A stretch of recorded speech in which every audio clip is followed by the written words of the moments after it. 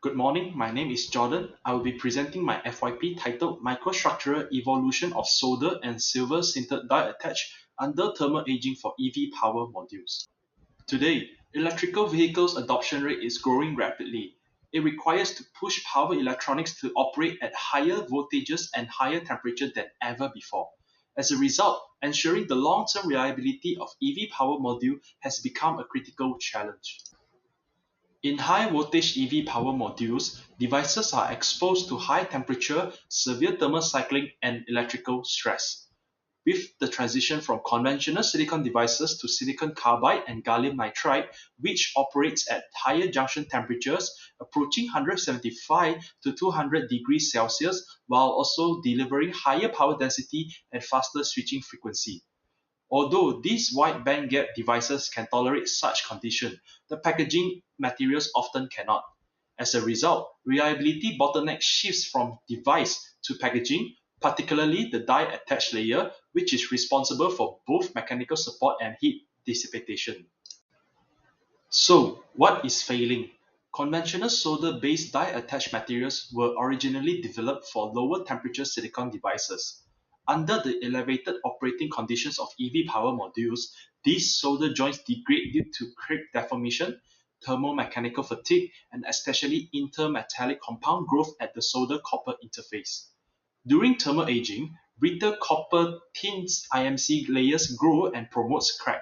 This leads to crack initiation and propagation, followed by interfacial delamination, which disrupts heat flow, increases thermal resistance, and ultimately causes localized overheating and device failure.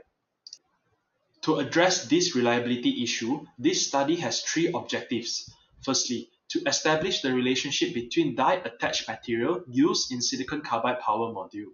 Secondly, to investigate microstructural evolution of silver-sintered die attached under thermal aging. And lastly, to compare microstructural stability and thermal performance. To achieve these objectives, this project compares conventional solder die attach with silver-sintered die attach, which is increasingly adopted in advanced power module packaging. Silver sintering is attractive because it offers higher thermal conductivity and higher operating temperature capability, as well as avoids the formation of IMC. Thermal aging will be conducted under EV-relevant conditions, and microstructural characterization will be performed using SEM, EBS, and XRD, focusing on grain growth, crack propagation, and interface integrity. At the current stage of the project, preliminary findings are based on reference material data and reported studies. EDX reference data confirms a clear compositional differences between solder-based and silver-sintered die attach, while material property mismatch such as CTE and thermal conductivity suggest high thermomechanical stress during operation. Literature consistently shows that solder joints suffers from grain coarsening and intermetallic compound growth, whereas silver-sintered joints exhibit more stable microstructure without thick brittle IMC layers. These findings strongly support the research direction and motivate further experimental validation. In the next stage of the project, samples will be fabricated and thermally aged at 175 degrees Celsius for 250, 500, and 750 hours, followed by detailed microstructural analysis. The outcome will be a quantitative reliability comparison, directly supporting material selection for high-temperature EV power module packaging. Ultimately, this project aims to contribute towards more reliable and thermally robust EV-powered electronics. Thank you.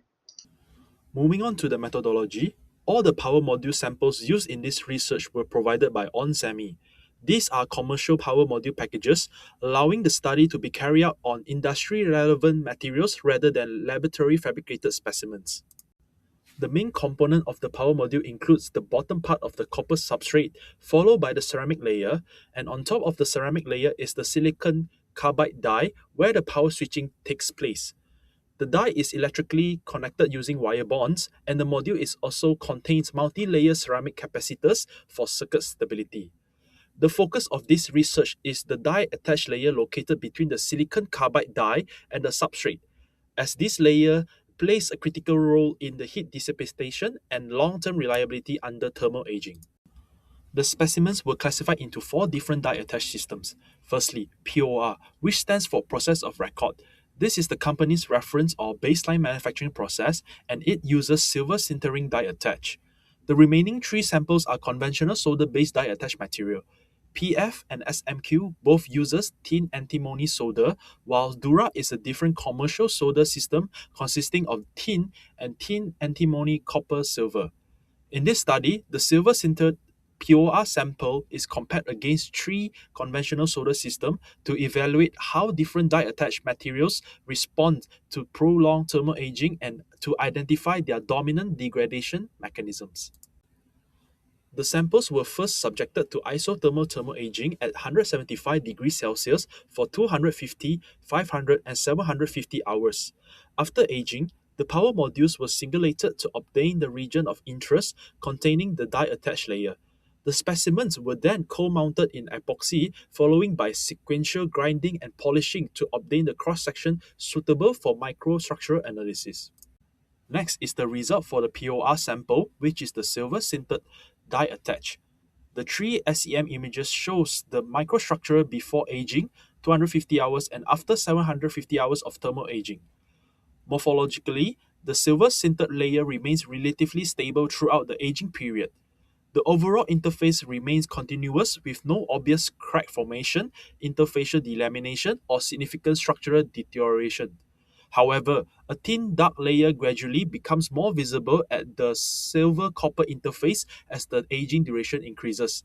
This suggests that oxidation-related changes are occurring during thermal aging. Next is quantitative analysis of the silver-sintered sample after thermal aging. Since the POR sample is silver-sintered, its aging behavior was evaluated using the copper oxide layer thickness and the equivalent nickel particle diameter rather than IMC growth. As shown in the graph, the copper oxide layer thickness increases gradually from 0 micrometers in unaged condition to approximately 0.54 micrometers after 750 hours. This indicates the progressive oxidation at the silver-copper interface during thermal aging. The second parameter is the nickel particle diameter. Nickel particles in the silver-sintered layer is to reinforce the sintered structure and improve its resistance to thermal stress. Throughout the aging period, the nickel particle diameter remains relatively stable, suggesting limited particle coarsening.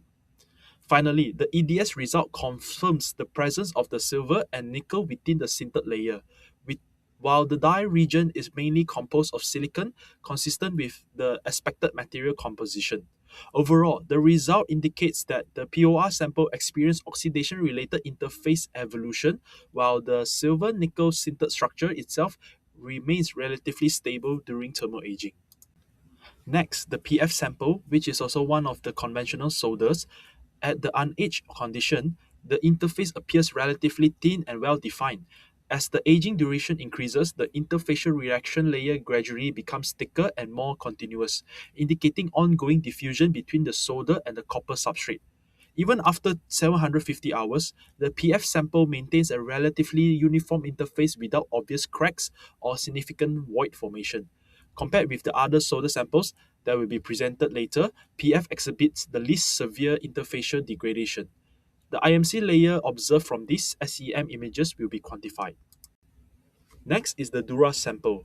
At the unaged condition, the interface is relatively uniform. As aging progresses, the interfacial reaction layer becomes thicker and more distinct.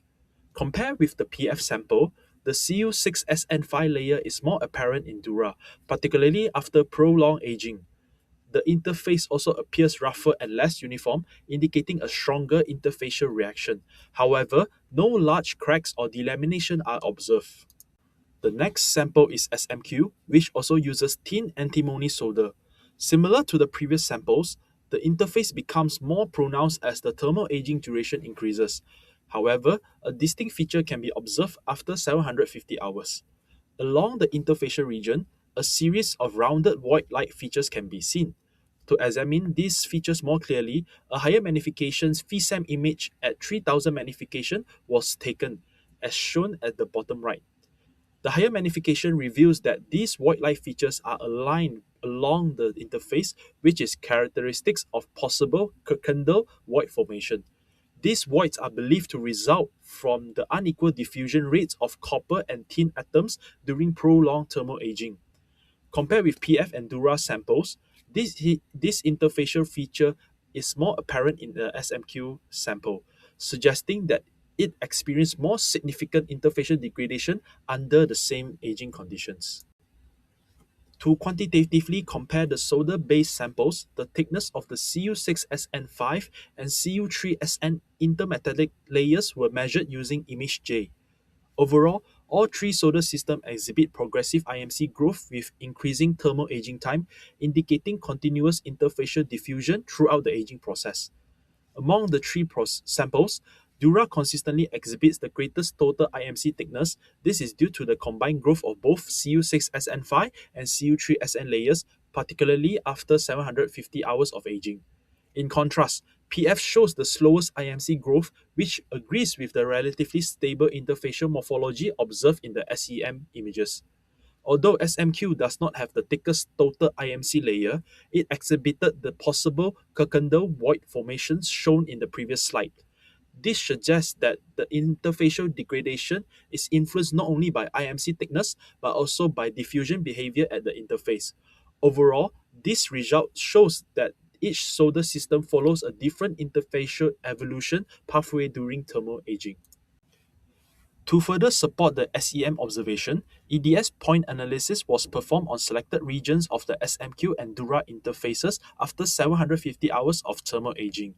For the SMQ sample, two regions were analyzed. Spot S1, located near the void light feature, shows a higher copper content, while spot S2 is enriched with tin. This confirms that the reaction layer consists of copper-tin intermetallic compounds supporting the interfacial features observed in the FISAM image. Similarly, for the DURA sample, spot S1 shows a copper-rich region with the presence of antimony and nickel, while spot S2 is predominantly tin-rich. The detection of antimony is expected because DURA contains a tin antimony copper silver solder system.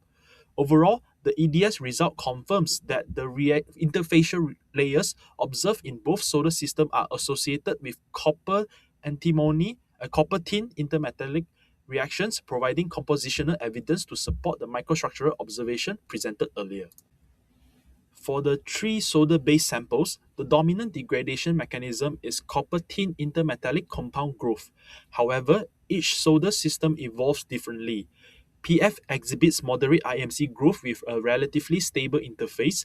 DURA develops the greatest total IMC thickness due to the significant Cu₃Sn growth, while SMQ shows possible Kirkendall void formation in addition to IMC growth, indicating a different mode of interfacial degradation. In contrast, the POR silver-sintered sample follows a different degradation pathway. Instead of IMC growth, the primary microstructural change is the gradual growth of the copper oxide layer at the silver-copper interface, while the nickel particle morphology remains relatively stable. Overall, these findings demonstrate that solder-based and silver-sintered die-attach systems degrade through fundamentally different microstructural mechanisms and therefore require different approach when evaluating their long-term reliability.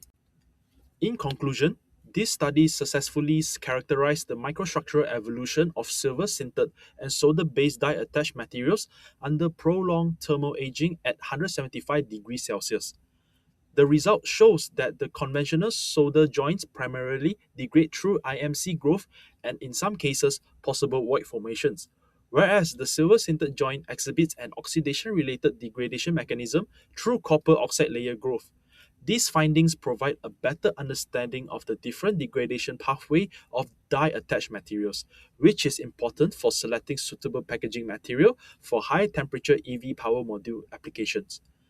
As power electronic devices continue to operate at higher temperature, understanding this, microstructural changes can support the development of more reliable and thermally robust power module packing for the future of EVs.